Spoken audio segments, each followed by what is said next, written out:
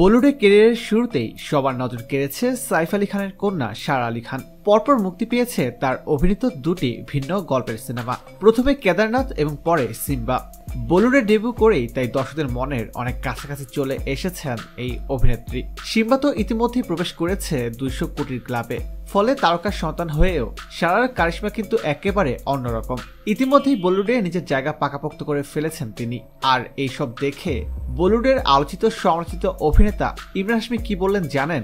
সম্প্রতি একটি সংবাদ মাধ্যমের মুখোমুখি হয়ে ইমরান হাশমি বলেন সারা আলী খানের সঙ্গে কাজ করতে চান তিনি। সারা সিম্বা এখনো দেখে উঠতে পারেননি ইমরান হাশমি, তবে তিনি জানিয়েছেন তার পরিবার এবং বন্ধুদের অনেকেই ওই সিনেমাটি দেখেছে। তিনি বলেন সবাই এই সিনেমাটির প্রশংসা করেছেন, আর সেই কারণে তিনি সারার সঙ্গে কাজ করতে চান। তো বন্ধুরা, আপনারা কি ইমরান হাশমির বিপরীতে সারা আলী খানকে দেখতে চান? কমেন্ট করে জানিয়ে দিন। আর বিনোদন জগতের সকল খবর জানতে এখনই সাবস্ক্রাইব করে রাখুন ASDO Apps ইউটিউব চ্যানেলে।